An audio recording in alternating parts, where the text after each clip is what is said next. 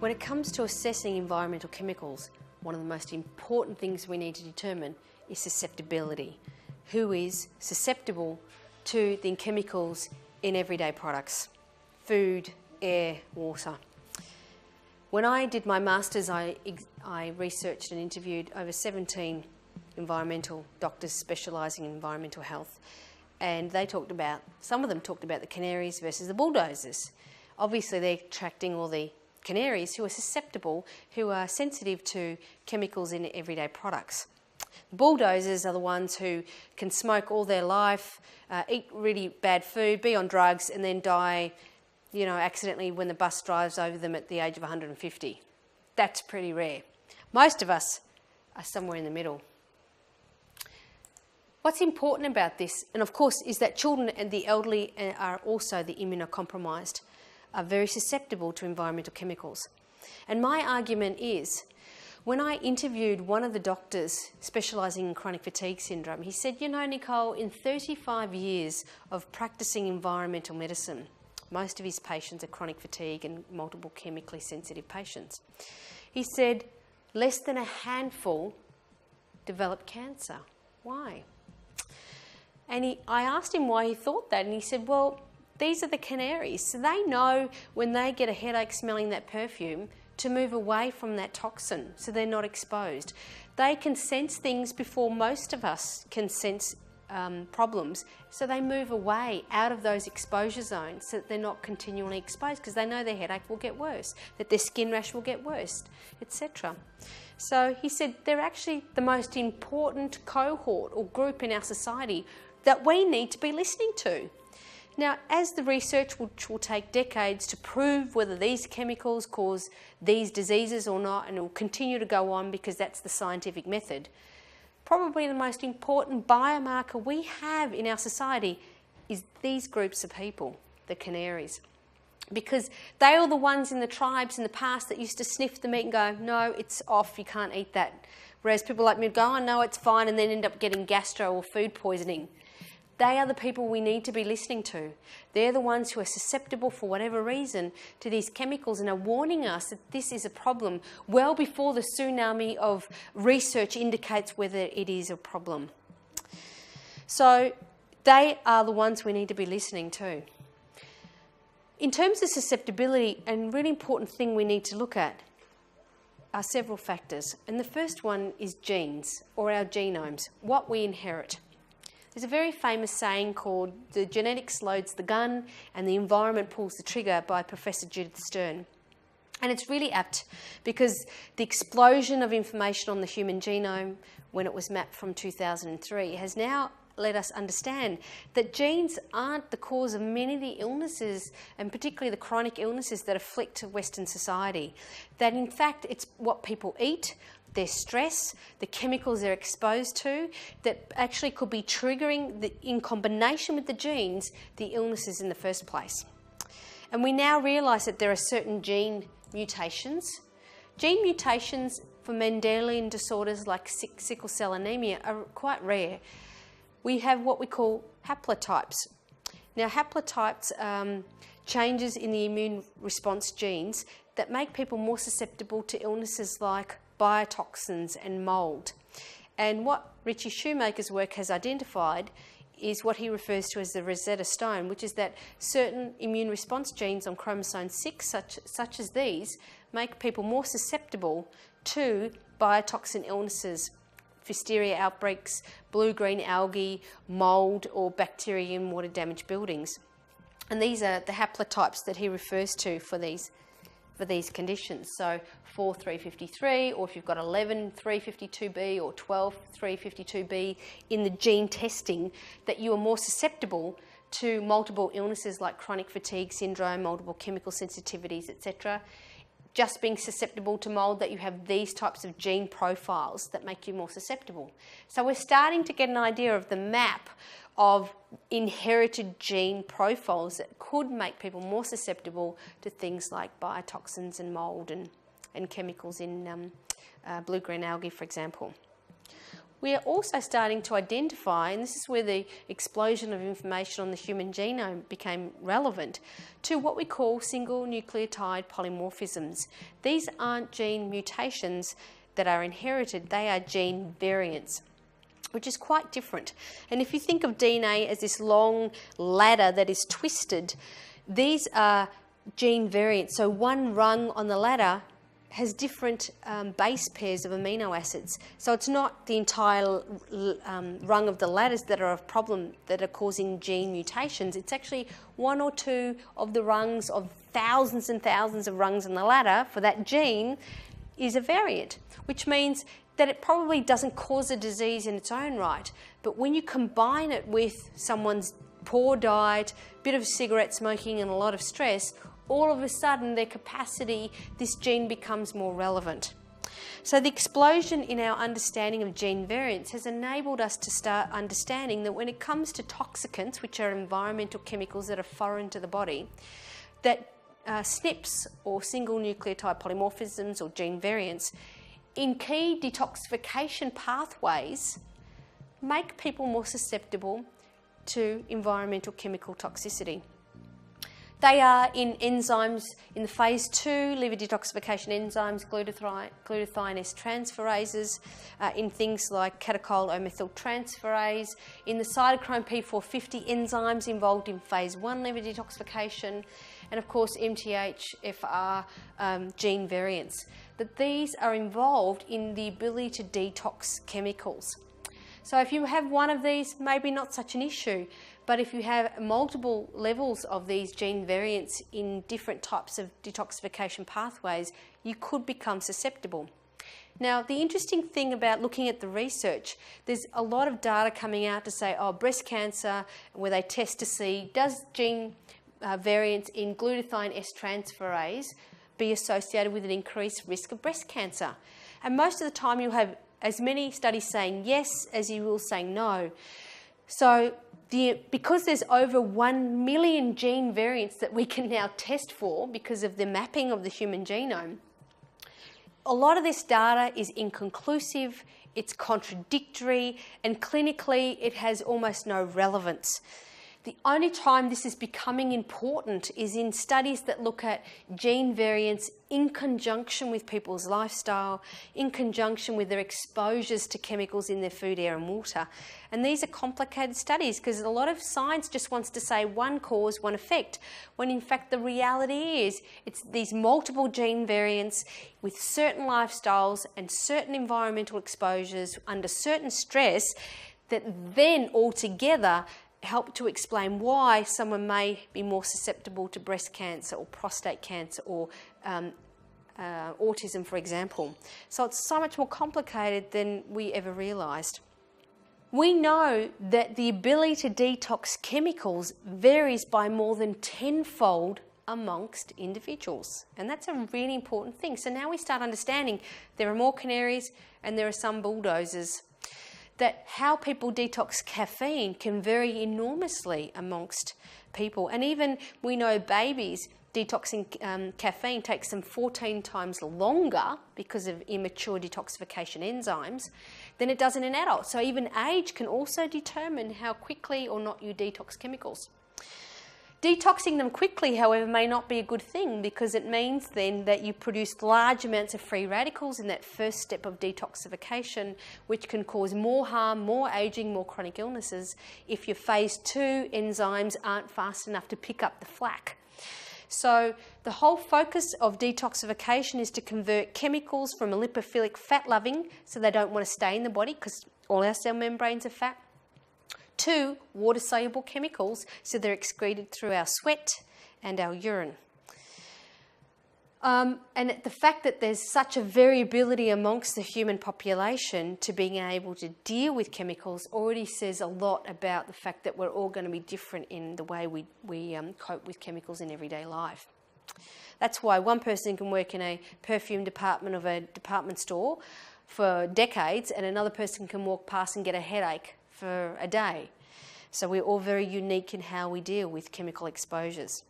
So the challenge in genomics and gene studies is how relevant is all this huge amount of data going to be from a medical and naturopathic perspective. How is it prevalent in the population? And we certainly know there's certain ethnicity where ethnic groups are far more susceptible to chemical electromagnetic field exposures than others.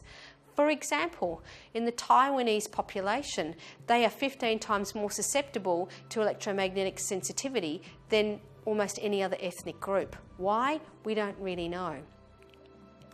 The genes are modifiable. The expression of these genes depend on your diet, depend on drugs you take and your environment and lifestyle. So your genes may not be able to cope with a chemical in your perfume one day, but then on another day when your diet's better, it could cope better with it because you've got more antioxidants in by having fruit and vegetables to help you cope with that. So this is the complexity of what we're dealing with.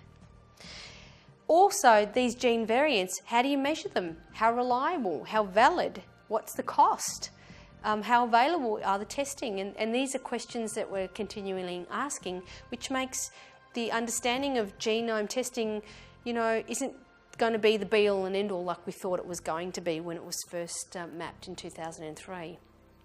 The second thing you need to know about susceptibility is the age and timing of exposure, which I've already started to allude to. This began in the Dutch famine of 1944 to 1945, where the Germans prevented the food supply coming into a certain part of Holland. And as a result of this, women who were pregnant in the last stage of their pregnancy, the third trimester, gave birth to children who had much higher rates of obesity. And they suspect the reason why this happened was in the last trimester, when these children, the child was starving in utero, that the child had developed larger fat cells and a larger number of fat cells to protect it in the event that it would starve again, that it would be able to cope better in that environment. But of course, after the war, food became plentiful and the children were never in a situation where they were starving again, even though their body was adapted to do that. And as a result of that, having plentiful food, etc., meant that there were much higher rates of obesity and heart disease in these children. The other example was diethylstilbestrol, which was a drug used for miscarriages. And as a result of giving this to women to prevent miscarriages, it resulted in them giving birth to children, particularly daughters, who in their early 20s and 30s were much more susceptible to a vaginal cancer. If those daughters didn't die from vaginal cancer, their incidence of breast cancers increased significantly after that time. So the pregnant women were taking this drug. It had no impact on them, but it had devastating impacts on their children. And even in their sons, it was shown to increase the risk of prostate-related problems and infertility in their sons when they became adults. So the window of development when that drug was given had effects on their progeny or their children. Of course, up until the 1960s, there was a belief in medicine that the woman would protect the child from any adverse chemicals coming in through the blood. The placenta would act as a barrier to chemicals coming through. And of course, thalidomide proved that completely wrong. That the use of thalidomide to prevent for nausea in pregnancy that was given to millions of women worldwide resulted in devastating limb defects in their children, where children were born without limbs. And even though thalidomide was given to the women, the mothers that weren't affected by the drug at all, but the children were born without limbs because if it happened during a critical window of development, at a certain stage of the pregnancy, the limbs never developed. And this showed conclusively that the placenta is not a barrier to these chemicals, that it actually passes through very much. And there's been a lot of studies now on cord blood showing that there are hundreds of chemicals that children in Western countries are exposed to all the time that are present in their cord blood as a result of this. The Minamata disease, of course, the exposure to mercury in the fish of the Japanese community living in Minamata as a result of the Chiso Corporation dumping huge amounts of mercury into the Minamata Bay. And of course, being a fishing village, they relied on fish for their food, and it resulted in birth defects in the children and long-term mental illnesses and horrific side effects in their children, which is still being felt by that village to this day, 70 years on. Tobacco smoke, we know when women are pregnant and they smoke that they have children that have low birth weight. And of course, fetal alcohol syndrome, if pregnant women are drinking significant amounts of alcohol, it can cause significant damage in their newborn children. We also know hormone-disrupting chemicals could have devastating impacts when they're exposed in utero. And Western women using moisturisers and body butters that have a fragrance or perfume in it can be loaded with phthalates or hormone-disrupting chemicals that at very, very low levels, particularly in the first trimester, could have devastating impacts or potential impacts on that child later on in life, like obesity, breast cancer risk, early puberty, all of these other risk factors.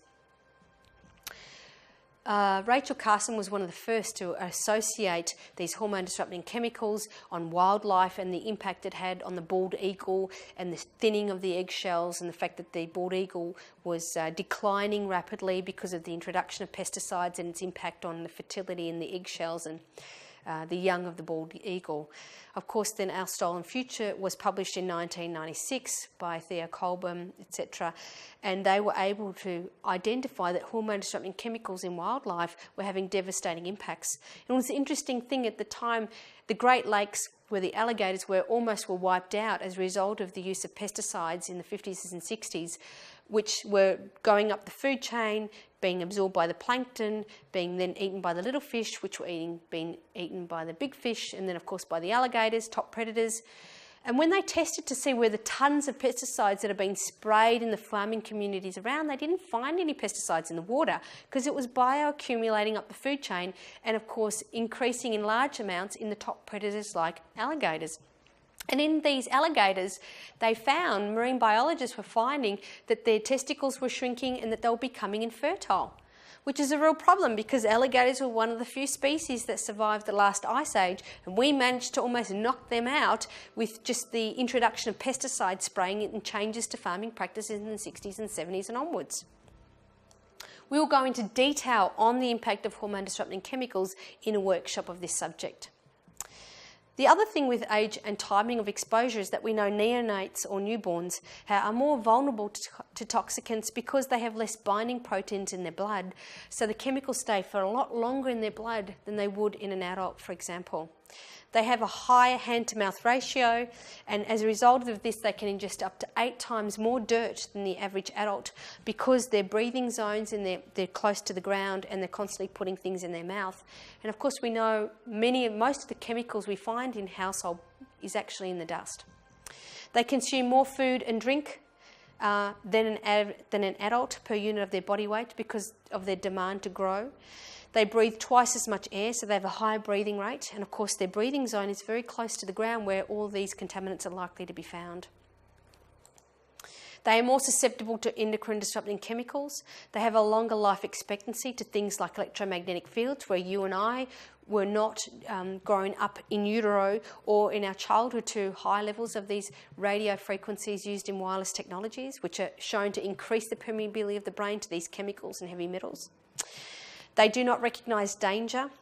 The blood-brain barrier is not fully developed in a child. They are underdeveloped in almost all of their systems. The lungs take up until 18 to 20 years before the lungs are fully developed in an adult. Their biodiversity of their gut microbiome is completely immature, which is important because we're now finding that the gut microbiome plays a very important role in detoxification. We know children are uniquely susceptible to radio frequency, electromagnetic energy, because their skulls are significantly thinner. They absorb twice as much microwave radiation. They are physically smaller in size. They have a longer lifetime exposure, and their cells are undergoing rapid cell division.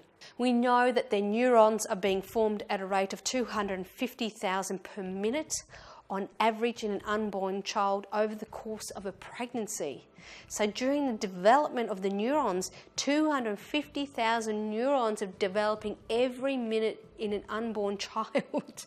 So any form of exposure to these radio frequencies that we know can enhance the permeability of the brain, increase free radical damage and oxidative stress at a cellular level, which we know about electromagnetic fields is, just a minefield. We know breastfed infants are likely to accumulate high toxicant burden because they're at the end of the food chain where all these toxicants are being passed from the mother to the child. We're starting to realise that when a mother has nausea or vomiting during pregnancy, she starts to break down her fat, where all her chemicals that she's ever been exposed to are in her fat. She starts breaking down her bone mass, where all the heavy metals are likely to be. If she's had dental amalgams, if she's eaten fish or had vaccines which had levels of thimerosal or mercury in them, then of course all of that will be breaking down and going through passing into the placenta into the child. And this is why we're finding many children are born with high levels of heavy metals, even though they were never exposed to these metals in food because they've never eaten food, because they're breastfed, because it's being passed through the mother's placenta, being broken down from her fat tissue into the placenta, into the body of the child. So the prenatal period is really important, and there's a lot of research being conducted on this to show that prenatal factors that induce a more activated immune state in the pregnant mother arising from chemical exposures and infections are likely to be involved in the development of things like autism. That there is a threefold high incidence of autistic spectral disorders in children whose mothers were hospitalised with infections. The third thing we need to look at as to whether you are susceptible to toxicant exposure is gender. We know that there's a lot of data to say women have much higher levels of chemicals in their body because they have more fat in their body.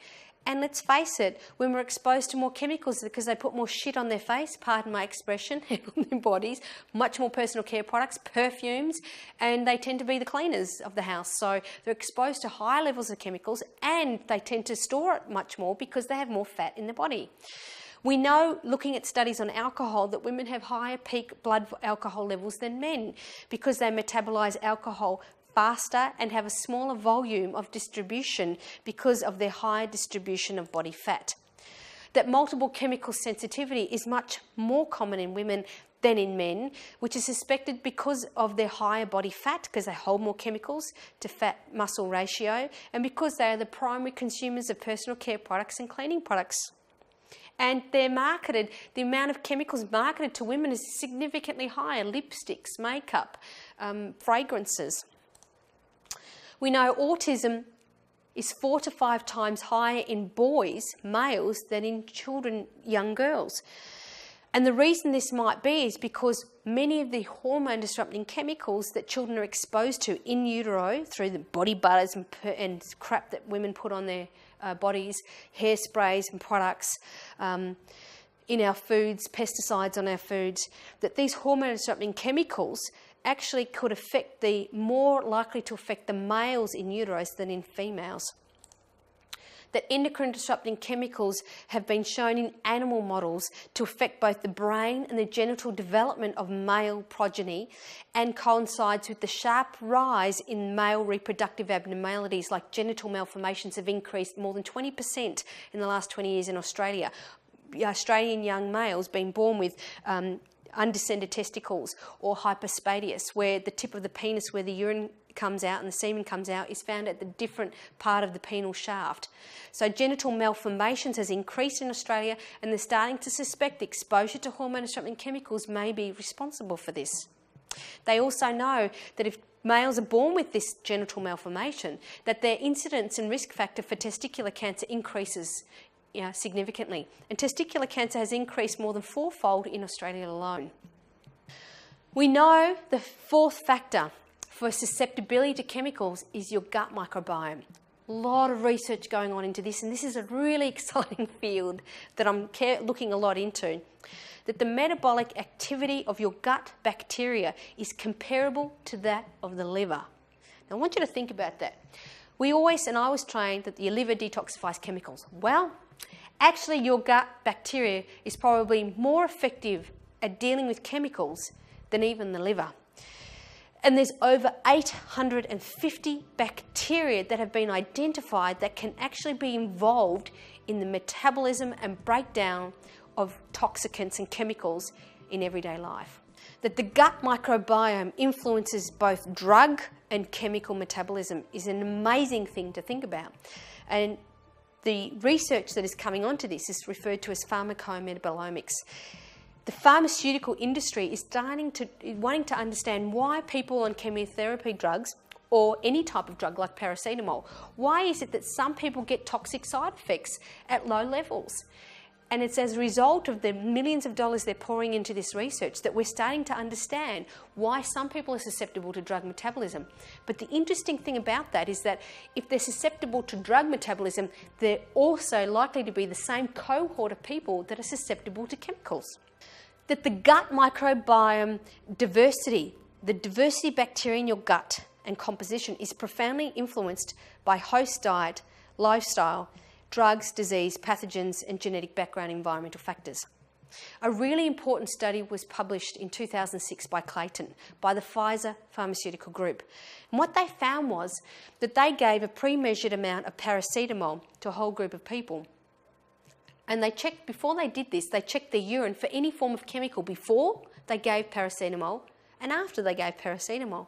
And what they found was that people that had a certain chemical in their urine before they took paracetamol were much more likely to develop side effects and liver toxicity from the paracetamol than people who didn't have this chemical. So when they put this through a mass spectrometer, they found this chemical, which they didn't know what it was because it wasn't familiar to them, that they discovered that this cresyl sulfate was actually a byproduct from Clostridia bacteria in the gut. That if these people had Clostridia difficile, which is a type of bacteria in the gut that creates cresyl sulfate in the urine, that this metabolite, cresyl sulfate, goes through phase 2 liver detoxification sulfation pathways. So because they were creating high levels of this metabolite because of this bacteria in the gut, it was using this liver detoxification pathway, which meant when they ingested paracetamol, analgesic, that it couldn't use this pathway, that it was forced to use a different type of pathway in the liver, glucuronidation pathway. So when they checked the urine after they took paracetamol, they found high levels of paracetamol glucuronidate metabolites rather than sulfation. And therefore, this is why they were likely to develop toxicity. Now, they've found that when you are forced to use glucuronidation pathways, that you utilise much more levels of antioxidants and high levels of glutathione. And of course, it's glutathione which is involved in detoxification, but glutathione is also one of the most important antioxidant enzymes in your body to deal with free radical damage. And free radical damage in your cells is what causes ageing and causes chronic illness.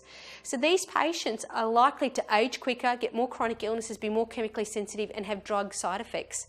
So this is really exciting research to say that the gut microbiome could actually affect liver detoxification of chemicals. Why is that exciting? Why am I excited about that as a building biologist? Because potentially if people are in a water damaged building where there's mold and biotoxins and bacteria creating metabolites, when they inhale them, the way the body excretes them is they dump this into the bile, into the gut, which could skew their microbiome, their gut microbiome, which creates metabolites which use up liver detoxification pathways, which means that all of a sudden these people, after being in a water damaged building, now cannot tolerate chemicals. Why is it so many of our clients who become mold sensitive become chemically sensitive? And this is the mechanism by which it may occur. That the bacteria, the new bacteria that is in their gut because of all these biotoxins in their water damaged building created from bacteria, created from mold, could be creating metabolites that are going through the liver, which means now chemicals that they've been exposed to every day can no longer get through these pathways. They stay in their blood longer, which means more damage to the central nervous system and other organs of the body, and suddenly they become chemically sensitive. That's just my hypothesis, but I think it's interesting that it fits with what's going on now with our understanding of pharmaceutical drugs. We know, fifth area as to why people could be susceptible to chemicals is nutrition. People's food is so important. As I mentioned, 25 tonnes gets through the gut in a lifetime. It's a major source of toxins, but it's also a major source of nutrients. And we now know that fried fatty foods and alcohol makes you age quicker, makes you more susceptible to metabolic disorders like diabetes and other things like this. So really food is critical because we want it high in antioxidants to be able to deal with the free radical damage in the body. We know nutrition shapes the gut microbiota more than anything else. So the type of food you eat determines the bacteria in your bowels.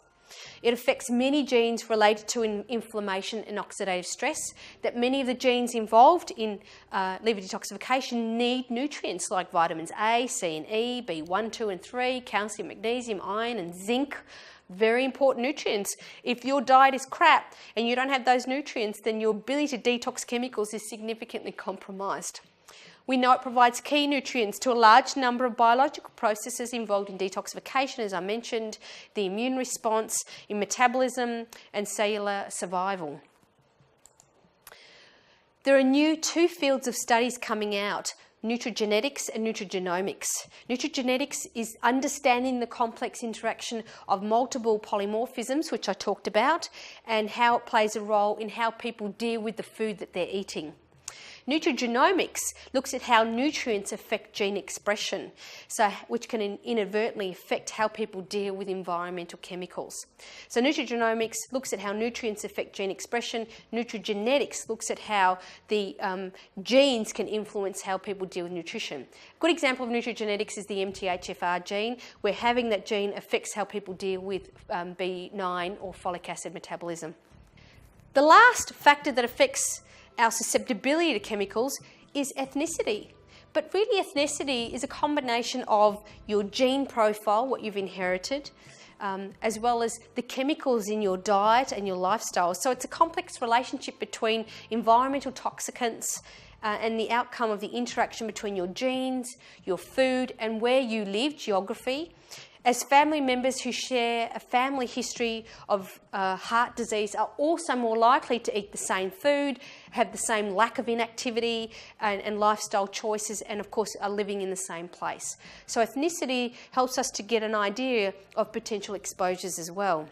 So just to summarise, having a look at environmental triggers, you can see there's a multitude of factors from electromagnetic fields, chemicals in solvents from industry, heavy metals, biotoxins like fungi and bacteria, and viruses, and of course chemicals like in our food like plasticizers can all affect and create free radical damage at a cellular level, which we refer to as nitrosative stress, which creates peroxynitrite free radicals and oxidative stress.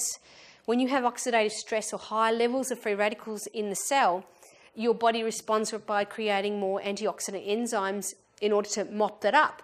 Catalase, glutathione peroxidase, etc., superoxide dismutase are the 3 main antioxidant enzymes to help quench these free radicals. But if the level of free radicals produced from the cell exceeds the amount of antioxidants to quench them, that's when the cell suffers and potentially can die, and that's really the aging process and the development of chronic illnesses. So it's really important that we get to the cause of these diseases by looking at the causes, which is very rarely done in both natural therapies and in medicine, because we're so focused on treating symptoms, we forget to look at the cause. There's a lot of reading material I've provided as part of this subject. One of them is a research that my Professor Mark Cohen and I published on environmental chemical assessment. It's a big read, but it's an important one for you to get your head around the complexities of environmental chemical assessment and what doctors need to do to navigate their way through this complex area. Lastly, what I want to do is give you some positive light, and that's how to reduce toxicant load. And ironically, through knowledge, that's easy to achieve. What you need to do is to educate your patient how their food needs to go towards organic for things like fruit and vegetables, particularly those that have high pesticides. Any food that has a case around it, like avocados, where you have to peel that fruit off, as opposed to apples and nectarines and your stone fruit are high levels of pesticides. Avocados, mangoes are low levels of pesticides because of the thick skin around them that you peel off. They're generally the lower level pesticide loads in them. So if you can't afford organic, then go for things like berries and apples and orchard fruit. Go pesticides free or organic if you can, is probably the best advice I can give. I used to teach nutrition to fourth year naturopaths for 12 years at university, and to summarise what I taught them, the best advice I could give is move away from processed foods, packaged foods, and make everything from scratch from the ground up. The next thing is a water filter, which you go into detail in the water pollution subject to get rid of your chlorine, particularly because chlorine are antibacterial, it's going to affect gut microbiome, fluoride, aluminium, you name it. Cleaning products, go to microfiber cloths as much as possible, reduce your need for chemicals in the house, full stop. Fragrances, perfumes, air fresheners, pesticides, wow! Don't introduce them in the house, don't introduce them to the body, they're toxic. Personal care products. Why are women putting all that crap on their face? Really, they need to go back to basics. If you're using moisturisers because your skin is dry, you need to look at your diet. You need to drink more. You need to look at the environment. Is it too dry? Get to the cause of the problem. If you have to use products on your face, then go back to basics like seed and nut oils, jojoba oil, camellia nut oil, hemp oils, things like that are still in their natural state, high in antioxidants, etc. Avoid tinted lipstick because all of them, even if they're certified organic, if they're tinted, they're likely to have levels of lead, and company's going to afford to test their batch of lipsticks every time they get that from the ground. So, avoid tinted lipsticks, use lip balms made from natural oils. For the house, integrated pest management that is non-chemical based is best, and we look at that in various subjects as to which websites to find that information in. So really, it's about going back to basics. It's about reducing the toxicant load for your patient, and that is really done through knowledge and education. I hope with this subject that I've helped you to navigate and understand environmental chemicals, the complexities about the fact that they're not being, the risk management is completely useless in terms of protecting us from exposing our most vulnerable to these chemicals, and that because nothing's going to happen from the top down, we need to educate people at the ground level as to how to reduce their load to enhance the chances that they're going to be living well, and at least to prevent many of the chronic illnesses that most of us are going to be plagued with by the time we get to old age.